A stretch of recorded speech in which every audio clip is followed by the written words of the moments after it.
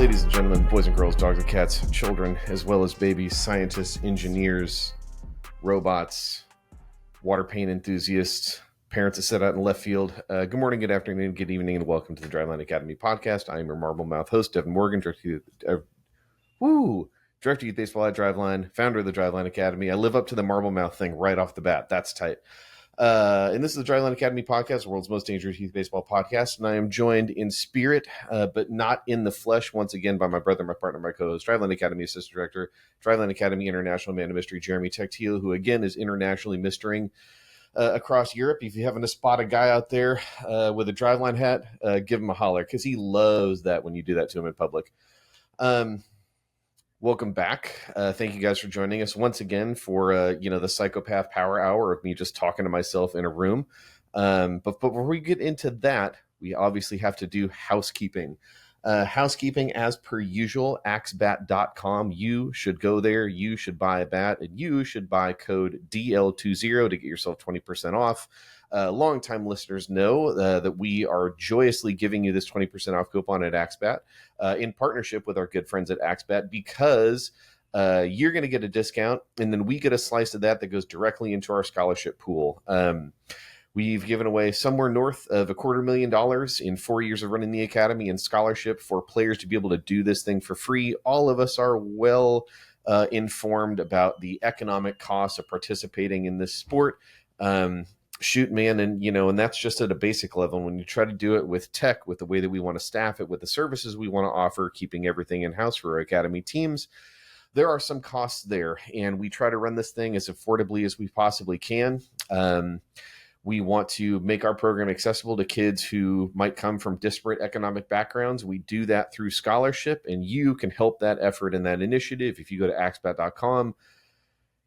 Buy a bat and use code DL20, D as in degrees, L as in levered 20 to get yourself 20% off. Additional items of housekeeping: Skills to Scale Complete Youth Baseball Training Manual is out. It's everything we got to give you in terms of a complete training manual. That's why it's called the Skills to Scale Training Manual, for how to run a developmentally progressive, skill-focused, and engagement-driven experience for your youth baseball player, or even your youth softball player. I'm just going to go ahead and say it. If you've got girls that are playing fast-pitch softball, all of the stuff that we talk about in this book, it's applicable to them too. Are they kids? Yes. Do they need bat speed? Yes. Do they need to focus on arm care? Yes. We've gotten a little bit on social media into some of the hellacious stuff that we found in terms of workload issues in softball. I don't want to completely drive us off that particular deviation track. We're going to have to talk about that in the future, but pretty kooky that kids that play softball are generally suffering some of the same issues that we see in baseball when it comes to just egregious amounts of overuse. So great job, everybody. Anyways, if you don't want to do that, if you want to know how to avoid those situations, you want to know why to avoid those situations, and you want guidance along the way for structured training plans, bat speed development plans, throw ball velocity development plans, all that stuff, you can get it in Skills to Scale Complete Youth Baseball Training Manual. Other stuff we got for you: Youth Power Bat. It's $99. It's better than that gigantic, hilariously overloaded barrel dumper 9000 bat that you've seen advertised on social media. All you have to do is swing it. It is informed by the data that we have in our bat spinning database, specific to the swing weight, otherwise known as moment of inertia, of about somewhere around 600-700 bats. That's how we decided to define the specification of our specific power bat for youth. It's real good. Thank you guys that have reached out about the 28-inch version of said power bat. We have a 32 and a 30 currently. I feel reasonably confident we're going to get our manufacturer to do a 28, because you guys were like, hey, that's a thing that I want. So shout out to you guys. We're going to figure it out. I'll have more details later. You don't need to email me about the power bat anymore. Message received. Man, I'm just glad that that's a thing that you guys want. Youth Underload Smash bat. It's an underload bat. It's really light. It's a small barrel. It's a really skinny barrel. That means barrel accuracy is really important. You want to train the discrete skill of getting good and moving fast accurately, because you have to do both of those things. It's not 2015 anymore. We're not just trying to rotate out of our shoes and being completely ignorant about barrel accuracy. You can train both. And you can do that for $79 with the Youth Underload Smash Bat. It's pretty good. Other than that, we have Driveline Academy Snapshots and Driveline Academy Flex. If you want training options for your player who isn't either on a Driveline Academy team or you don't live close to our Kent facility in Washington or a Scottsdale facility in Arizona. I feel like I'm talking with my hands a lot for some reason on this Thursday. I don't know why that is. Maybe it's because my knees are kind of out here a lot and my shorts are maybe feeling shorter than they should be.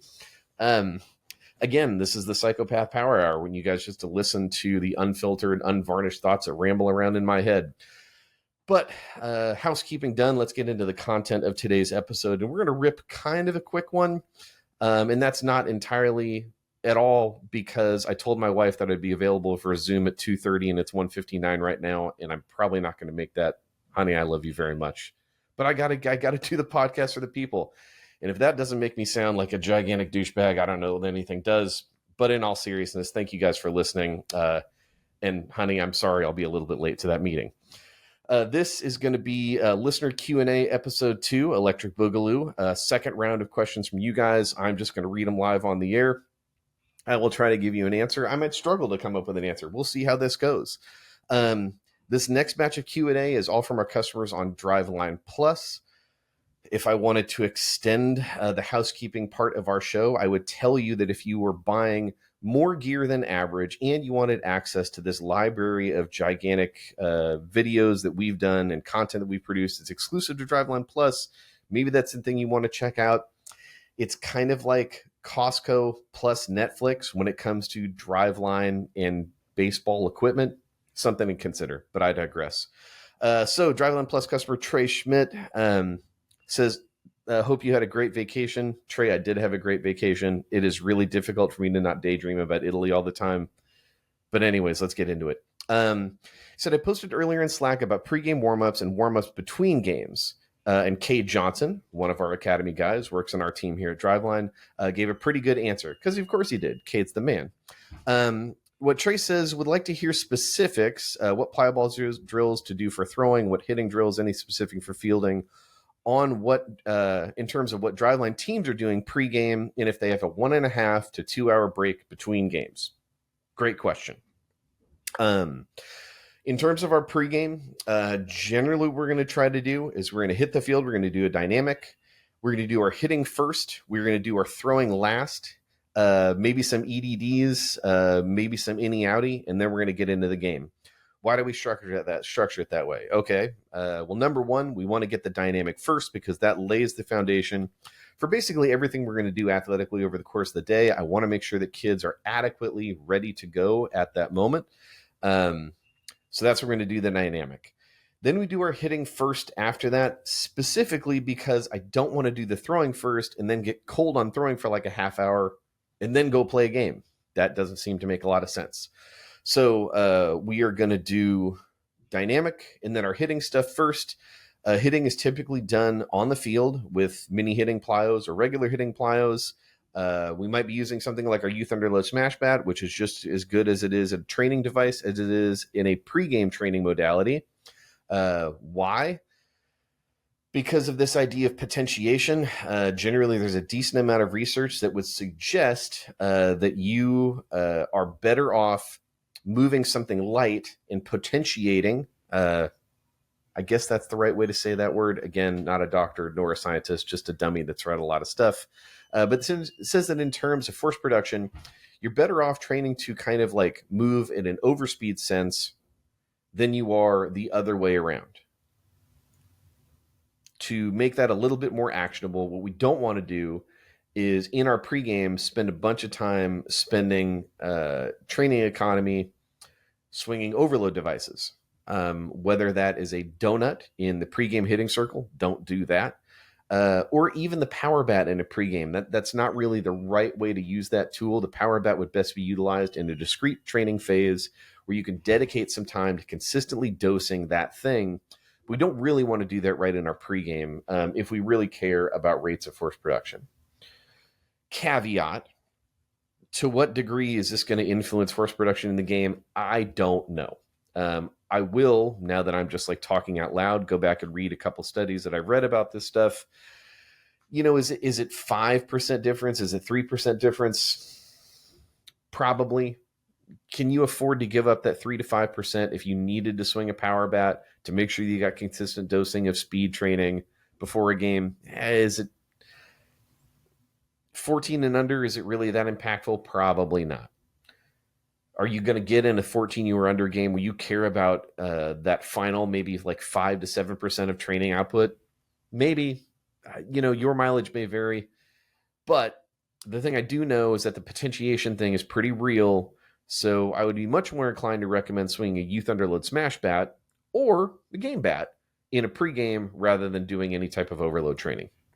So when we do our hitting, again, MIDI hitting plyos, regular hitting plyos, no one else is in the room with me. I guess I will tell you guys that we do have a pregame hitting plyo that's in like a prototype phase right now. I should have that out by the springtime. The general idea is dimensionally, it's about the same as our current MIDI hitting plyos, but it's heavier at like a specific weight so that we can reduce ball flight distance to make pregame hitting a little faster, because you're not going to have to go as far to try to track the balls down, because that is a thing that can happen with the MIDI hitting plyos in older kids.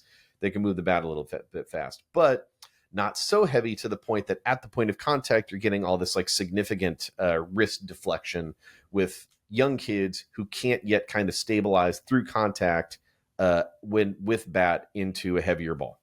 So yeah, pregame hitting plyos, something we're working on. If that's a thing that you're interested in, let me know. I think it's a thing that I would be interested in just because I've coached and I've been on field with kids, and I know that amount of time that we spend chasing down MIDI hitting plyos is kind of a waste. So the thought is maybe try to like Goldilocks this thing a little bit, still be able to hit with a ball that is smaller in circumference to focus on that barrel accuracy thing, but it's heavier to reduce ball flight. So we get some good stimulus there about the need for, good, strong palm up, palm down, palm up, palm down orientation at the hands at contact without going kind of crossing the Rubicon. And I literally was on that street in Rome. When it comes to too much weight to the point that we're getting all the significant deflection. So we don't want that. So that's what we're going to kind of do. Generally not doing a ton of drill work in pregame. Is it the worst thing to do drill work in pregame? No, probably not. And if you needed to, I would probably keep it pretty simple. Maybe some step backs to control kind of the linear phase blending into the rotational. Maybe some Kershaws to help kids kind of control that stride and control that phase of the swing. Maybe some offset open to kind of make sure that we're getting the amount of hip shoulder separation that we're working on. But again, if it's a pregame, I really want kids focused more on just like solve the problem. I'm really not trying to use that time to kind of diagnose and fix some systemic issues with the swing. I probably want a discrete amount of time to be able to do that. Probably not in a pregame. Is it the worst thing if you do it in a pregame? Probably not. But, just take that for what it's worth. On the throwing side, that's the last thing we're going to do in our pregame before any type of EDDs or any outie. What are we doing? Simple answer is probably just to go look at our youth free development program and our youth. It's a youth individual development program or the youth team development program. See the throwing programs in there, and that's probably what you want to roll out in pregame. I'm not going to bore you with the sets and reps for kind of how to break down that program. What I would suggest is just kind of think about it from a logical perspective. What are we trying to get in our pregame? Much like the way that we want to utilize the dynamic warm-up, I want to get some muscle. I want to get some blood flow going. I want to get the heart rate up. I want core temperature up. And I want to start to get kids into some of the positions that they're going to experience when they're actually playing the game. But I don't want to consume a bunch of, I guess I would just say training economy or gameplay energy economy, however you want to describe it. I don't want kids to get tired in the pregame so that we're like cooked before we actually have, an umpire sit behind the plate and he goes, all right, let's go. This can not only apply to both any type of like position player pregame throwing, but also to your pitchers. I know kids that throw like, 40 pitch pens before they even start. And it's like, I guess standard caveat, man, if it works for you, who am I to say do something different? But also, a 40 pitch pen before your game is probably, taking some output off the table. If that's a thing that works for you, again, I'm not trying to tell you that you're wrong, but I would just be a little bit mindful for your kids who specifically are pitching to try to get an idea of like, what does that pregame bullpen look like? To me, I definitely want it less than 20 pitches.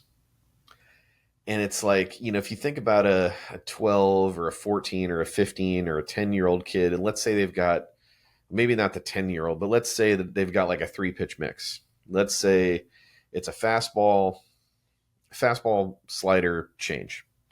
Look, in a pregame pen, if you throw each one of the pitches 5-6 times and you don't have a feel for one of those pitches, that's one of those things that I would just tell kids that, like, okay, you didn't find the feel for the slider in the pregame pen.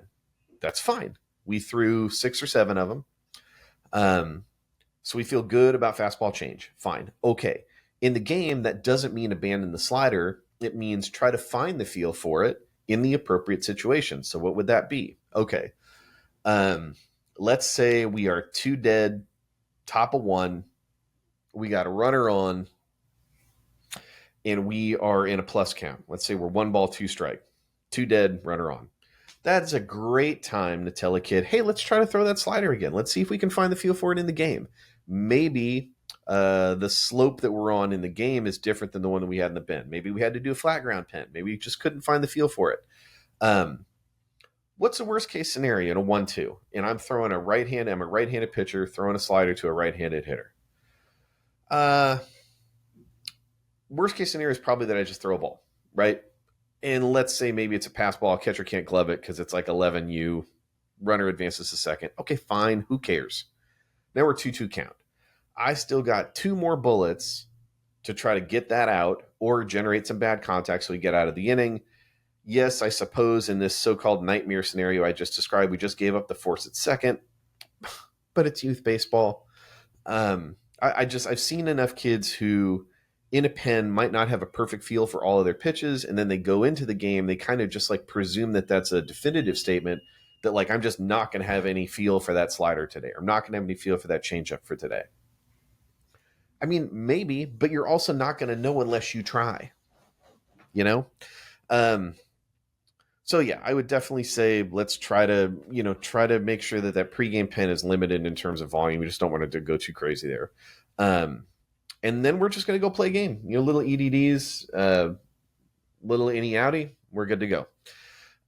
What do we do if a 1.5 and 2.5 or to a 2-hour break? For everybody else other than the pitcher, maybe some light bands, and then we're probably just doing hitting, and we're just going to hit, again, a little bit of IO, and then we're going to go play. For the pitchers, I would encourage them to kind of just like feel it out. Like, hey, if you feel like you need to do bands and you need to do, maybe a couple pivot picks, just get the feel for it. Some walking wind up to get the feel for it. Like, I'm cool with that. But again, the big thing is if we're going into our second game on the day, I want to be mindful about that pregame warm up and it not taking away too much of our, again, training economy, because I can't really think of a gameplay economy, feels weird. I don't want to take too much of that training economy away from the thing that kind of matters the most. So that's what I would do. A light dynamic. Position players is probably just dynamics and hitting, maybe some light bands, and then, into our defense stuff, we're going to ready to roll. Pitchers, I think it's fine to kind of give them the freedom to decide what they need to do for the second game of the day in order to get hot. So yeah, that's what I would do. Let's see. Trey has another question because the first one was so good. Let's run it back.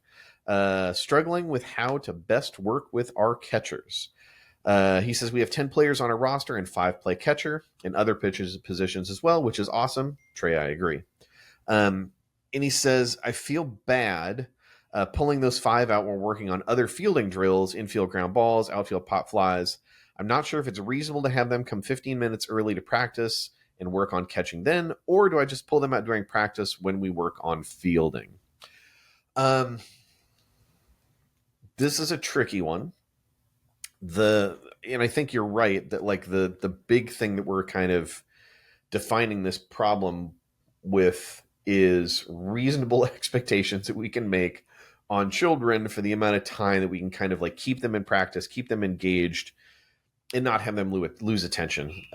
Somebody had a post that was kind of floating around on socials the other day, and it had basically like this chart that kind of showed the diminishing returns that happen the further that you move in a youth practice from 2 hours into 3 hours. And the point being that, like, most kids just, quite frankly, don't have the attention span for a 3-hour practice. And even if they do, at a certain point, fatigue starts to set in. I mean, if you're running a good practice, you're not doing a ton of standing around, you're running small stations.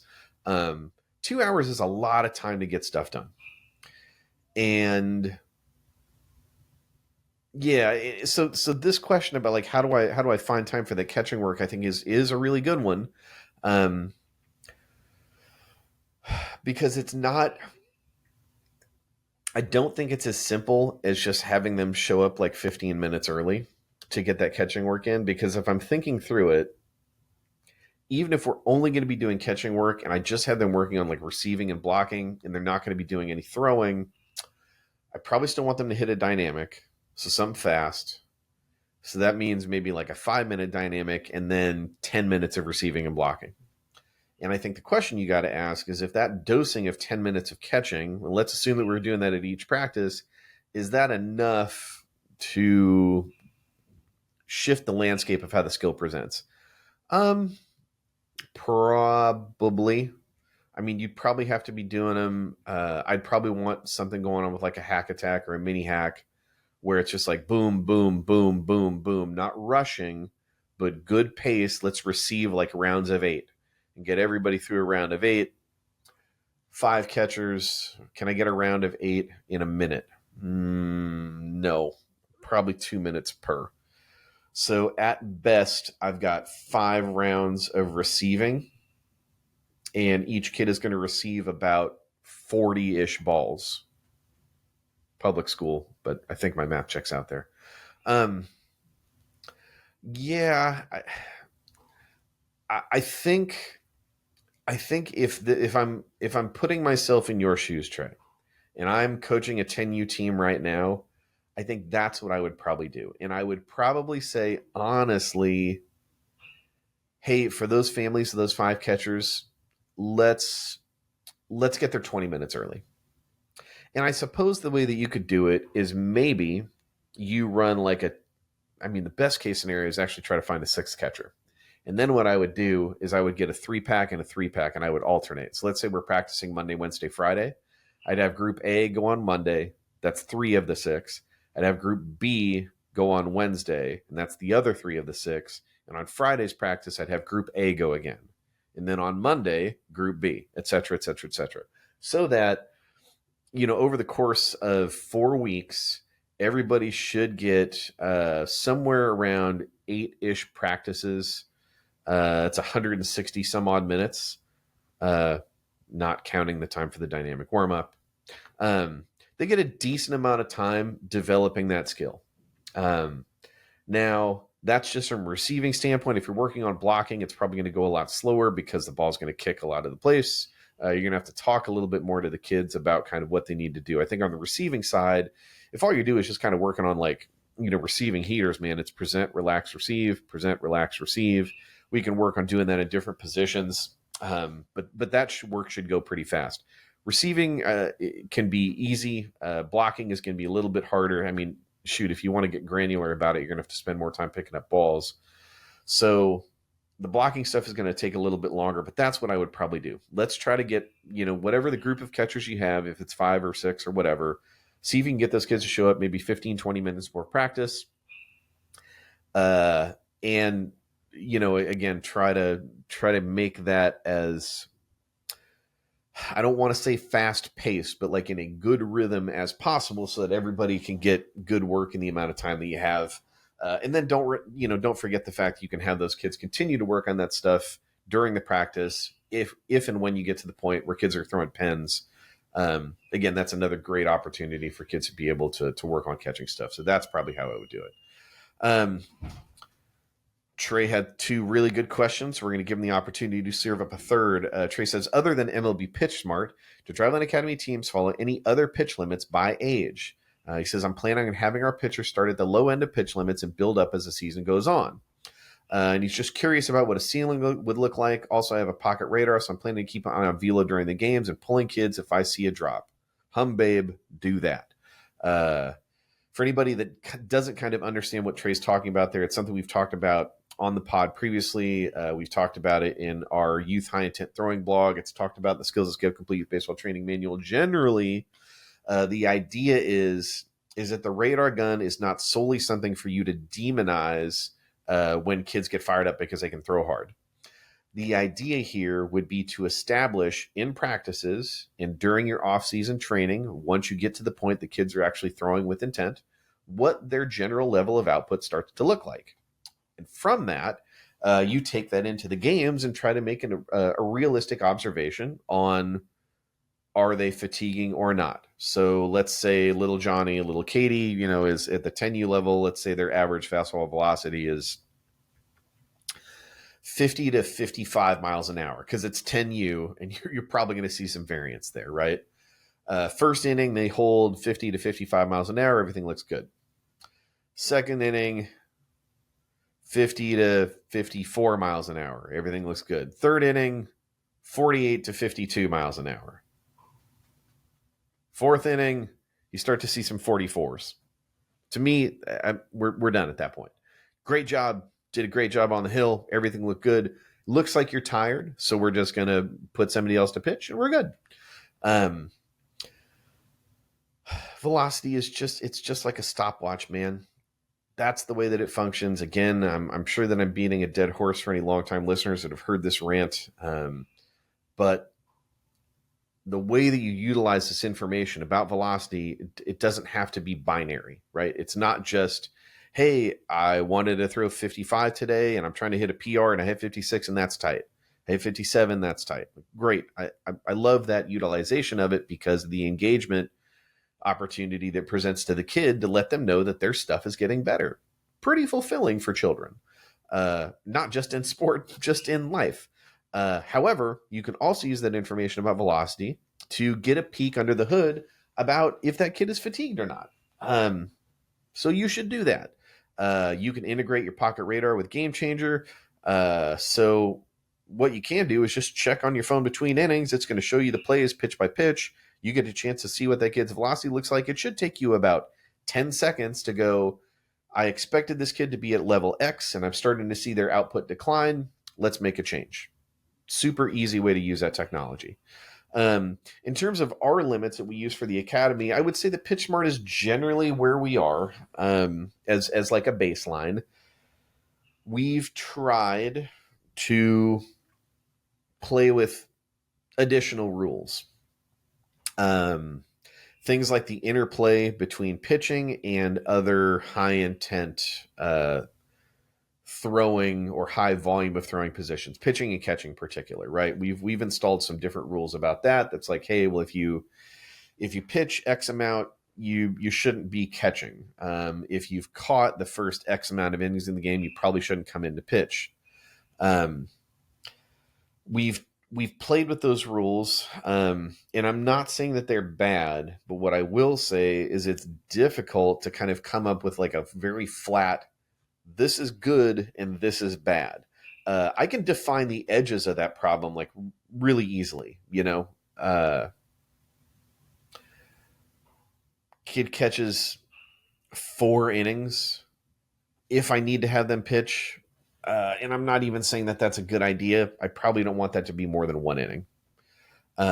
If they caught 4 innings and the team they were playing tried to steal a ton and that kid had a ton of high intent throws in addition to the normal volume of throws that they made, I might not even allow them pitch. I might even not allow them to pitch, period. The simplest answer is that nobody really knows. I could tell you to utilize a tool like Driveline Plus is probably the best way to figure that out. But I will also acknowledge that in the youth space, using Pulse live at scale comes with some difficulties. And that's from somebody who's tried to do that. I think using the pocket radar to kind of check for fatigue and seeing how that shapes up is a great way to triage that over time. And I will tell you that just like, I think just coaching and being mindful of not only like the acute situation of what's going on in this game, how is velocity changed in that game? How many throws this kid made in the game? How do they look? Look, I'm definitely not telling you to like ISOTO it, because I can't do that. But I am telling you, just like, I think you probably need to have some feel. I think you need to kind of observe the data that you can get through devices like Pocket Radar. You can pay attention to the pitch counts and use MLB Pitch Smart as either a guide or a starting point. And if you understand most of the variables in play at like a decently high level, I think you can expand from a rule set like MLB Pitch Smart. Funny enough, I actually was I was going through some screenshots on my phone the other day because I was trying to find this comment from some dad on Facebook that I saved years and years ago, who was his belief was that, you know, MLB pitchers and all pitchers should basically be cruising like no more than 70%. Which I think is hilarious, because then we got like on-field mics, and you found that even guys that appear to be having a very smooth and effortless delivery, like a lot of those guys are like grunting when they throw, probably putting out a little bit more than 70%. Anyways, I was trying to find that screenshot, couldn't find it, but I did find a screenshot of a guy that I had since blocked years and years and years ago, who was coming at me for the decision that I made in my son's 12-year-old All-Star game in a winner go home game to have him pitch to the MLB Pitch Smart limit and then put him at shortstop. That is a thing that I did. I'm guilty. What's the context for that? Okay, he was 12. I believe the MLB Pitch Smart limit was 85. And he got to the last batter, having pitched 5 2/3 at 84, weirdly enough, or 83 or 84 or something like that. Anyways, so it's his last batter. You know, it's bottom six, and I think he went 2-2 count and then walked the kid. So it didn't go CG because we had to pull him at that point. So 80, because he had gotten to that batter at less than 85. He's allowed to finish that batter, so he finished at 89. And at that point, I put him at shortstop. The reason that I did that is that I was confident, because of what we had done for that entire year as a 12-year-old, and what we had done for the entire year previous as an 11 and as a 10. And since I started to like figure out that this workload stuff was important, and certainly since I've started working at Driveline, that arm care was important, arm fitness was important, and that he had built up to the point that at this juncture, for I think the second time in his life, we just went out to the limit, you know, and then that was a thing. And then even after that, I put him in a position where it's ordinarily would be considered, you know, moving kid from pitcher to shortstop. You're moving from a high volume, high intensity position to a position that is for sure going to be at least high intensity, potentially also high volume. Now, it's top 6, 2 dead. So we only need to get one more out and we're out of here. So there isn't going to be a lot of volume, but there's the potential for at least one more high intent throw if necessary to get us out of that game. I don't remember how we got the third out of that game. I think Danny actually had to make a play. Um, but the point that I'm trying to get to here is MLB Pitch Smart, I think, is still a pretty darn good jumping off point for a base rule set that's applicable to most kids, like from a variety of ages, from a variety of different skill levels. I think it's a good starting place. I think anything like that is good. I've stopped for that on this podcast, I suppose, for years now at this point. I think we need rules. I think we need this type of control because coaches and parents generally can't help themselves. Now, had my son not spent at that point literally like 3 years developing his level of throwing fitness and throwing capacity, I think moving him from pitcher to shortstop would be a little dumb, if not potentially a little bit more egregious than that. But we did. We spent years. Walked into Driveline before he turned 9. He was still 8 years old. So at that point, we had 9, 10, 11, 12, basically 4 years of developing that level of arm fitness to the point that I let him run, man. I ran him out to the limit. And after he hit the limit, I put him in a position where it's possible he would have had a couple more high intent throws. So you can call me, I guess you could suggest that I'm being in some way, shape, or form disingenuous because I did a thing that I generally tell people not to do, but I'm telling you the context of that is literal years of developing throwing fitness. That's why I felt comfortable with the roster decision that I made, with the coaching decision that I made to move him from pitching up to the limit on the bump to moving to shortstop. Guess what? It all worked out. We won the game. He had to make one more throw, I'm pretty sure. Everything was fine. He's still healthy. It's all good. So anyways, I do think we need, I think quite frankly, we need more rules. And I'm not saying that Pitch Smart is perfect. I've talked to people way smarter than me, like Alan Jaeger, who want to work on some revisions to Pitch Smart. I'm not in any way, shape, or form opposed to those things. I just think they should be informed by science as much as we can, rather than kind of, trying to just throw a dart at the board about what's the right number. And smart coaches who understand all of these variables and train to develop this level of throwing fitness, I think, you find the right opportunity and you just want a kid to get a chance to compete. But you're doing that from a position of like feeling reasonably confident about their safety because of the training economy, time, and effort that you've put into that basket. And if the point of that is not to give a chance to just go compete as much as they can, then I don't know what the point is. So yeah. Preston says, new question. Preston says, would like to hear more about the different games and competitions you use with pitchers, specifically when training, and why you use each one.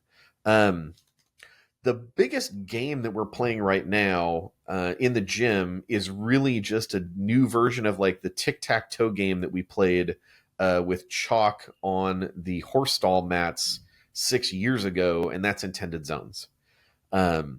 We've got some stuff, I believe, on the blog. If not on our socials, you can find about intended zones. Basically, the way that it works is you walk up to a little iPad, you select the pitch you want to throw, you select the location that you want to throw it to. There is a mat at the end of the tunnel.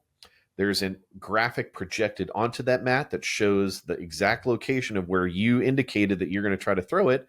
You just try to hit a spot.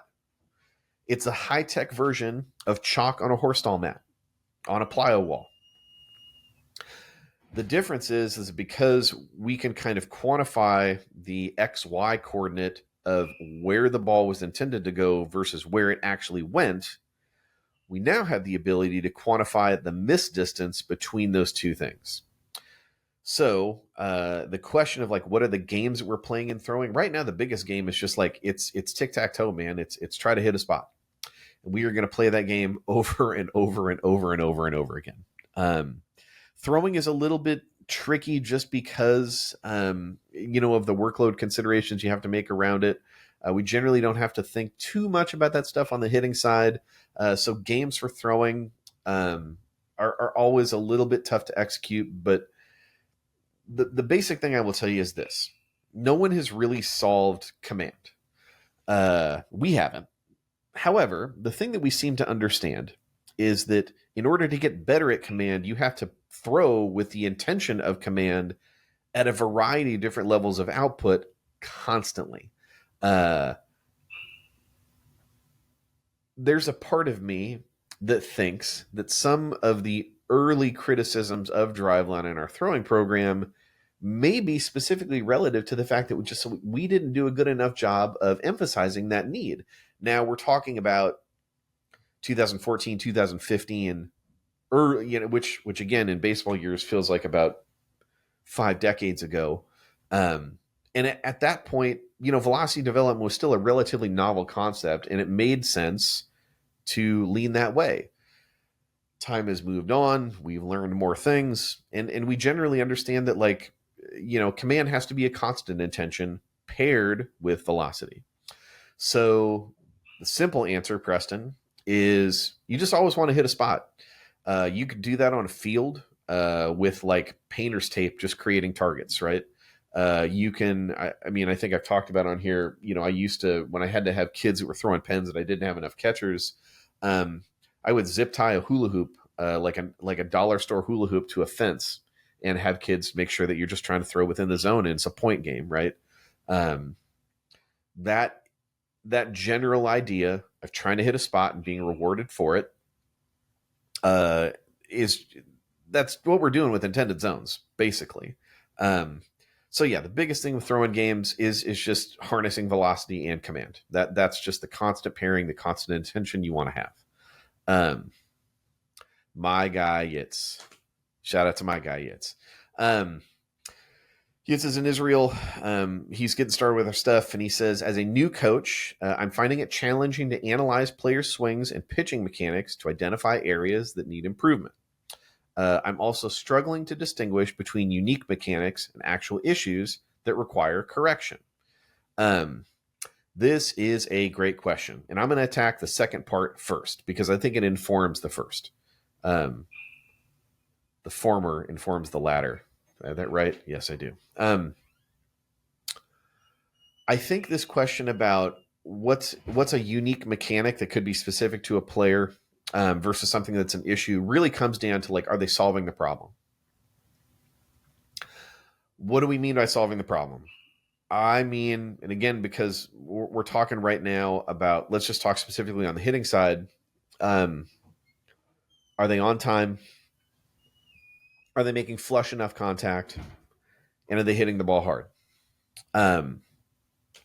There are guys at the MLB level, some of them are very, very, very good, whose swings are not particularly great in abstract, but they are on time when they're going good, and their swings are good enough and they are fast enough and they make good enough contact so they can miss hit balls and still have, and again, miss hit, right? Maybe a little bit of slice, maybe a little bit of hook, maybe topped it a little bit, maybe cut under it a little bit. And they're still putting enough force from bat into ball for good things to happen. So, specific to youth, I think that's the first question, right? And I was talking to somebody else about this recently. I think one of the things that drives me nuts in youth baseball is we think about the swing with youth kids as if it's something that just kind of is going to exist in perpetuity. And if they have flaws right now, it just is going to lead to this tremendous amount of systemic problem that's going to get worse and worse and worse over time. And I don't think that's true. What I think is that skilled mechanics in our sport are always going to be representative of the thing that the player generally has the least amount of control over in youth baseball, which is their biology, right? It's their body. They can't control growth. They can't control the nonlinear nature of growth. You can control strength, and I think with a decent amount of consistency of that stimulus, some of these issues will go away. Because again, and I'm worried that we're going again to like deviation town away from the main point here. But like, if you think about the flaws in a kid's swing, how many of those flaws are actually flaws that are apropos of nothing other than a mechanical issue, and how many of those flaws are really a strength issue, right? You can't stabilize the barrel, or you can't stabilize posture, or you can't stabilize your load, you can't stabilize bracing on the lead leg, and you have all this systemic stuff that then happens because of that lack. So to that end, I will say that, like, number one, I think the best way to think about this is from let's solve the first problem first. Are these kids solving the problem? Hey, kid might have some weird swing mechanics. Are they piecing balls up? Kid might have some weird throwing mechanics. Are they throwing the ball hard competitively in and around the zone?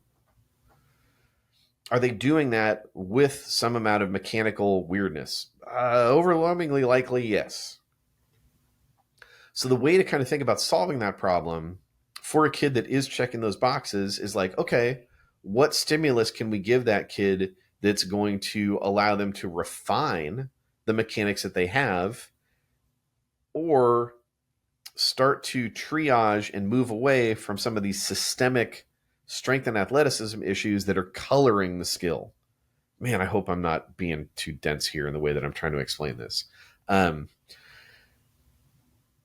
So point being that, like, if you've got kids that have funky mechanics and they're still solving the problem, you probably just want to continue to dose them with the stuff that's going to allow them to refine those mechanics and deal with the issues that are creating some of that funkiness. What does that look like? It looks like, the meat and potato stuff of the drill work that you're doing, right? Again, something like step backs. We're trying to load into that back glute and control the stride phase to the point that we can get linear, and then once that front foot comes down, we can rotate. The Kershaw drill, same thing. I really want to get better at controlling the lengthening out of that stride into the foot going down, and at the time that it goes down, be in a good postural position that I can get my swing off. The shuffle step, Happy Gilmore's, right? We want to blend the linear move into the rotational one. You want kids to have a consistent dosing of all of those type of drills, offset open, offset closed, to make sure that we're really focusing on posture and hip to shoulder separation. You want every kid to have a consistent dosing of those type of drills, because all of them are informative to the future version of their swing that you don't really know what it's going to look like yet. And the thought is, it's just like, I would want to dose all of them consistently with like a broad range of that same type of stimulus, because of the positive holistic effect of it. You are going to get to a point where, hey, I see this kid and it looks like he really gets like stuck on his back leg in his swing, and he doesn't really get a lot of hip to shoulder separation. He doesn't get that stretch, and he kind of just like raises up the front leg, but then puts it back down in the same place, and you just kind of like everything stays on the back leg. And you believe that this kid could maybe hit a little bit better if he gets a little bit more linear, gets a little bit more stretch, and that works into the load, the coil load, and then swing. I want that kid doing a bunch of step backs, because I want them to learn what it means to get into that back glute and then off of it. What's another thing? Hey, I have a kid who doesn't really get any lower half at all, and they kind of just like the low half stays static, and they just swing, and it's just like top hand shoulder dominant. There's no real big proximal to distal move. Okay, well, that kid, I want a lot of Happy Gilmores. I want a lot of shuffle swings. So we got to blend the linear move into the rotational. We got to give them kind of an extreme amount of stimulus, maybe not extreme, extreme probably isn't the right word. We want to overload them on that stimulus of like a big linear move that they can then rotate into because we need to make a big adjustment. So I guess it's to answer the question, I would say two things. Number one, I wouldn't worry too much about trying to be the Jason Ochart of youth baseball and having like this perfect eye for like flaw fix, flaw fix, flaw fix. I've been doing this for a while, and I still like ask other guys here at Driveline, like, hey, heat check me. This is what I see. What do you think? Sometimes I'm right, sometimes I'm wrong. I think the more eyeballs you get on it, I think obviously the better equipped you will to be able to kind of make that assessment. So to go top to bottom here, number one, are they solving the problem? And are they doing that in a competitive fashion? If the answer is yes, okay, maybe we just want to dose all the things with consistency and see how that develops in the swing. All right. If they are not solving that problem, and you think that lack of solve of the problem, not throwing balls hard competitively in and around the zone, not being on time and moving the bat fast enough to hit balls hard, if that's what you're seeing, then hey, I think you got to start to probably get this thing out, probably get the cell phone out, try to get some video, and try to look at their movements and try to see where it's starting to fall apart, and then lean into the flaw, right? And again, if you want to get super basic about this, we could just go like, hey, good hitting is going to be a blend of linear into rotational. Good throwing, it's a blend of linear into rotational. If you just bucketed kids with like kids do a good job of a full body sequence of proximal to distal rotation and linear into rotational movement, those kids get a consistent dosing of all the good stuff. The kids who don't have a linear move, they're going to get a dosing of the stuff that's going to push them that way. The kids who don't rotate very well are going to dosing of that stuff that way. And I think in youth baseball, again, you don't need to Ochart the thing quite yet. What you can do is just try to think about buckets. What are some broad buckets that are going to allow us to give some of your players some stimulus that's specifically relevant to the stuff that they lack? And then just let them run. See what it looks like in 4 to 6 weeks. Yeah, don't need to be perfect. But and again, I will underline the fact that, like, to me, getting a crap ton of video is a great way to start to understand these problems. That's huge. And then Nick, and I'm probably going to have Nick be the last answer here, but again, I'm already 15 minutes late for this meeting that my wife is hopefully still on.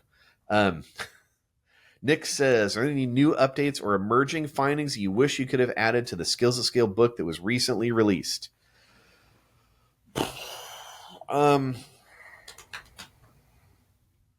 don't know that there's any new findings other than the continual importance of strength and athletic development.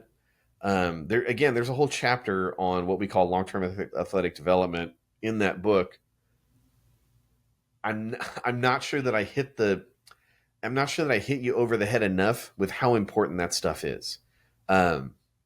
Not only because there's so much misinformation out there about the necessity for strength and athletic development with kids and how that informs a skill of whatever sport they're playing, but also just because of the overwhelming amounts of evidence that we're seeing that really just definitively links those two things, even at youth ages, right? Which I suppose isn't like some grand revelation, but it is. It's incredibly important. So I guess that's one thing I think about is like maybe I could have done more to lean into that side of things. Yeah, I think that's the thing, and I think the other thing that I'm in terms of like emerging findings is I am leading a little bit more into some of the mental stuff. And again, I think I think you'd make the argument that there's at least 3, if not 4 chapters in that book that are all about, how to, as a parent or a coach, to be a a conductor for this positivity and engagement driven environment in youth baseball, which again, the core concept of that could be applied to any sport. I feel like, I don't know, maybe I just want to do more because I'm just still seeing enough stuff out there that just turns my stomach with how parents and coaches talk themselves into treating their children. And that has, effects on all this stuff that we talk about with throwing workload. It has everything to do with the, in the summertime where it seems like every week there's a new video of a parent or a coach getting into it with an umpire. I don't know. I don't know that there's any like brand new findings. I mean, I think we talked about the towel drill study in that book. Short explanation for anybody that isn't familiar, but there was a quick study somebody did last summer that showed that doing towel drill stuff basically still put somewhere around like 80% of the valgus stress on the elbow as throwing a regular baseball. So this idea that you could do a bunch of towel drill reps and that stuff wouldn't have costs is really not bearing out in the data. I think that's in the book. I don't know. That's one of the more recent things. We've also got some new stuff about really young kids throwing lighter weight baseballs, 4-ounce baseballs, 3-ounce baseballs, 4-ounce baseballs that are 5% smaller in circumference. Got some interesting stuff coming out about that. I haven't seen the actual data, but I've seen like the summary report, and there's some stuff to think about when it comes to an age-appropriate game ball for kids that are really young. And let's say like single digits, 9 and under, maybe 8 and under. There's some stuff there. It probably doesn't make sense that a 5-ounce, 9-inch circumference baseball is just like the game ball, starting from T-ball all the way to you retire from pro ball and go into the Hall of Fame. That probably doesn't make sense, right? That just doesn't like logically make a lot of sense. So we've been involved with some research there. It's not finalized, but it's definitely something I'm thinking a lot about. So maybe once that finishes, I might think about an update to the book. But other than that, honestly, Nick, it's just like really continuing to hammer home some of the core points of the book, which is just like keep it fun, don't be a jerk, keep your kids safe. Crazy concepts, I'm aware. Nick's second question. If you had an 8 or a 9-year-old son, what would you have him focused on at this age?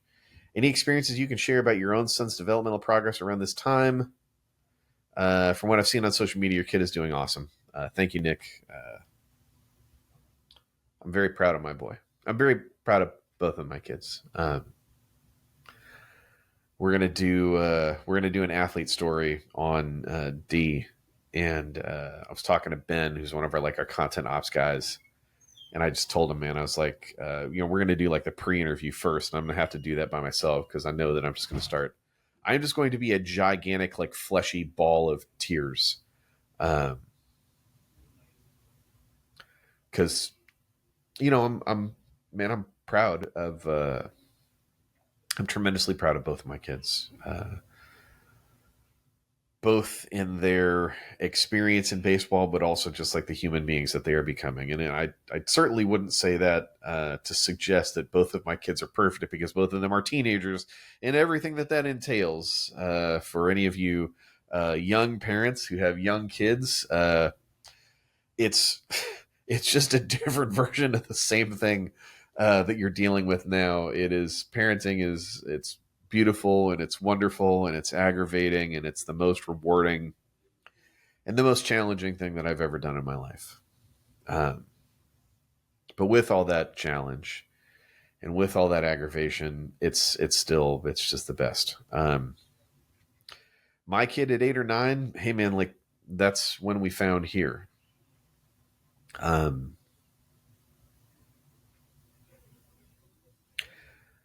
When I reflect back about this stuff, I don't know if this is just part of who I am as a person. I think a lot of times I focus on stuff that I did wrong, stuff that I could have done better. And, the reality is that like when Danny first came down to Driveline, and then later Cora followed, um, I still didn't really have my head screwed on straight as a coach. And there are definitely times where I imparted much too much consequence on certain aspects of their youth baseball experience. Um, in more plain terms, I was a jerk. I was a jerk, and I was too loud and too angry, and I don't know.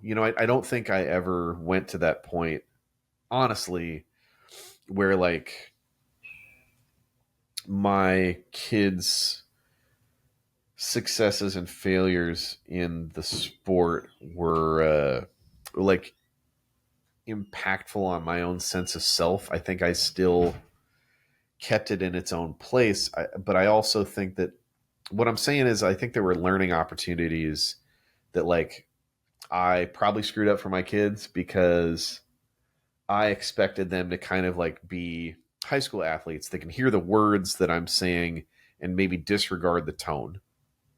You know, um, again, I wrote about this in the book, but like, in so much as it matters when I played, um, it was early to mid 80s into the, mid-ish 90s, man.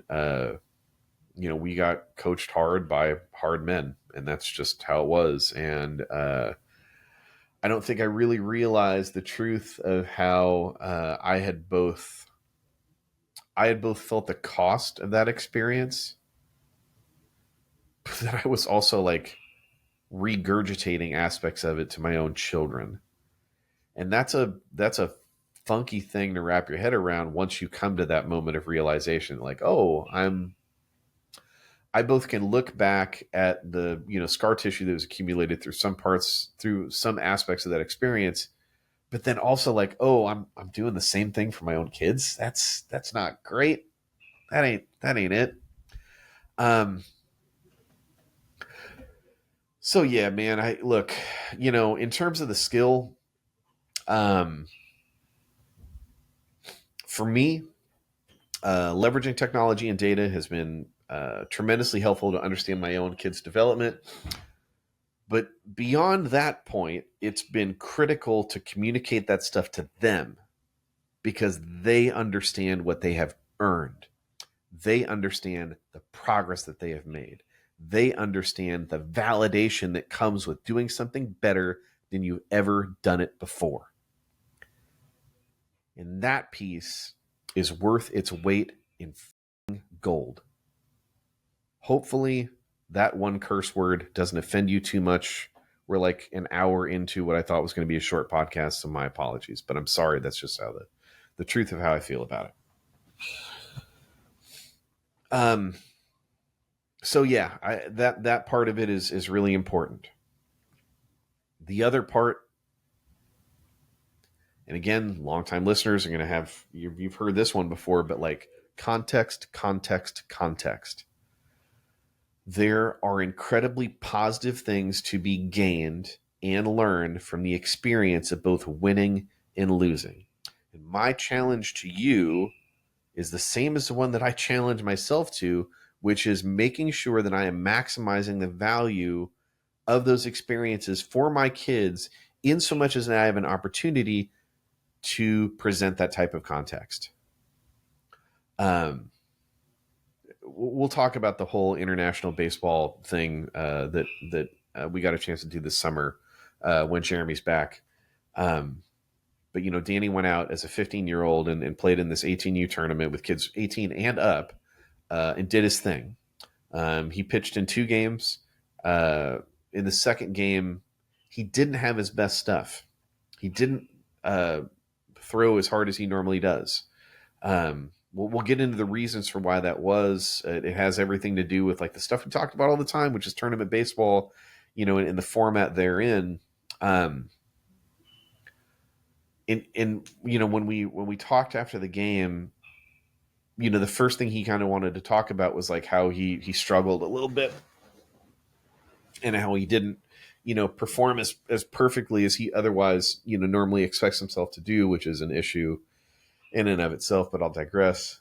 The point being is that like what I was trying to tell him is like, it's the same thing, quite frankly, that Pudge Gorman, who is the head coach of the team, was, he and I were talking about it before I got a chance to talk to D, which is like, man, you got a chance to see what it's looked like to go out there and be able to compete without your best stuff.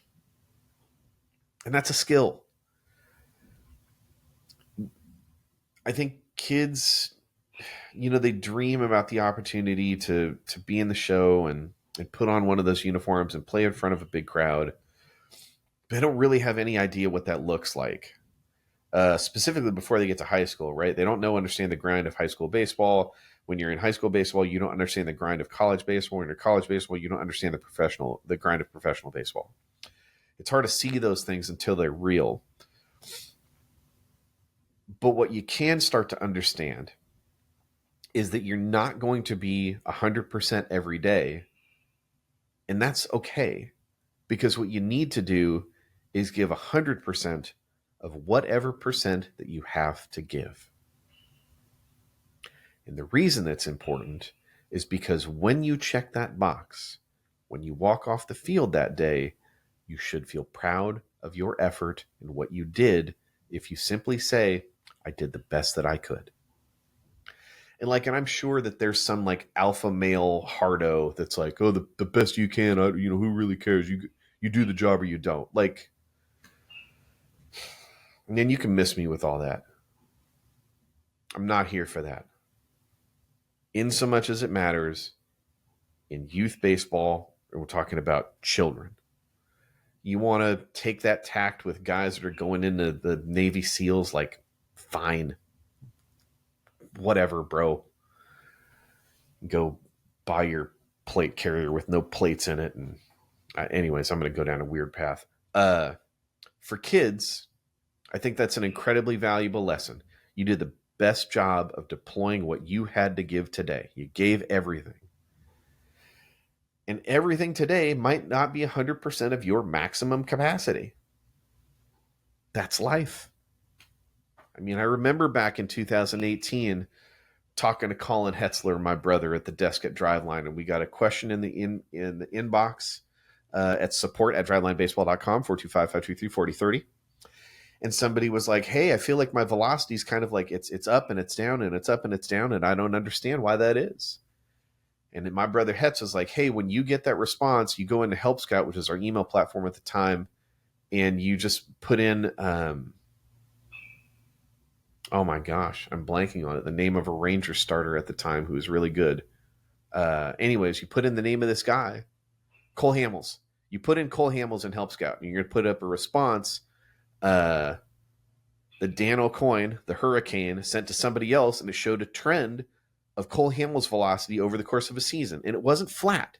It's up, and it's down, and it's up, and it's down, and it's up, and it's down. That is because Cole Hamels isn't a robot. He's a person. And relative to his capacity to recover, to deal with fatigue, the amount of stress that he's putting on his body, the intensity of competition, output isn't going to be flat. This relates directly to your perspective on development. Development is not linear. You do not start here and end up there in a straight football line. It does not work like that. But the way that you get from here to there is you deal with these waves, right? Up day, down day, up day, down day, up day, down day. You keep showing up. You keep punching tickets. You keep putting in 100% of the available effort that you have, and eventually you will get to the truth of how good you can possibly become. So, I realize this answer has gone much longer than I intended. Nick, yes, in terms of the skill side, like, hey, man, I think the best thing you can do is focus on development and focus on fun and engagement. Variety of ways to do that. I think it's important to keep your eye on the first problem first, which is keeping your kid playing baseball from 8 through 12, period. 12 to 14, let's get it ready for high school baseball. The rest of that, it's going to take care of itself. We've already talked ad nauseum about a bunch of the other stuff there. But as a parent, aside from all the specifics about skill development, about leveraging data and technology, blah, blah, blah, the stuff you've heard me barf ad nauseum about, I think you have to be a steward of their experience and everything that that entails. And, you know, it's a real dicey thing to mix your love as a parent and output in sports, because that's a trap. The inverse of that is expressing love as a parent through sports, regardless of the competition output. I think this is going to sound weird, but I think the proudest moments that I've had as a parent in shepherding and being a steward to my kids' sports experiences has been when I lived up to that concept.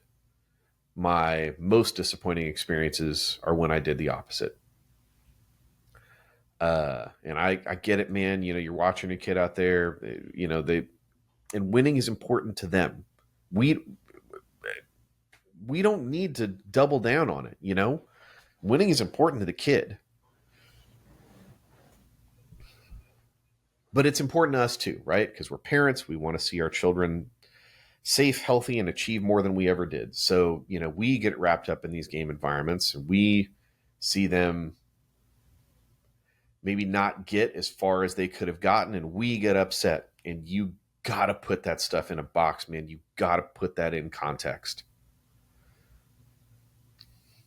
Because if you don't, you're running the risk of sending a very not so subtle signal to your child that, like, I love you when you do well, and maybe I don't love you as much when you don't. And that sucks. Again, I'm a man of very limited original ideas, but I'll end on this one. They are going to be your child for a hell of a lot longer than they are going to be your athlete. And if you understand that, it should inform your perspective, and it should inform every interaction you have with that child around the sport that they choose to play. That's my suggestion for you, and I'm only saying that because, again, I know I got it wrong. I know I had moments where I got it wrong, and in so much as I now have, man, I got a couple more years to watch my kids play sports, and it's the end of the line probably. I'm going to try to exemplify that as best as I can in the limited amount of time that I have left. And I wish I had this perspective now back when he was 8. Because I think that there's some moments that either we could have enjoyed together or we could have taken more from, because I wouldn't have gotten in the way. Anyways, thank you guys.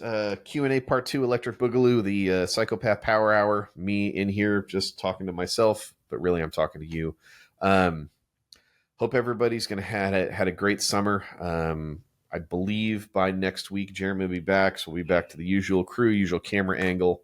DriveOnBaseball.com. We got a whole bunch of free programs for you. Skills to Skill Complete your baseball training manual, training programs.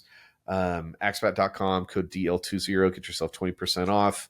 Working on some other sponsorship stuff that we should have rolled out, I think, relatively soon. So check for that. Other than that, that's all I got. I am Deven. In his absence, he is Jeremy. We are down by law. I will catch you next time. Thanks. Bye.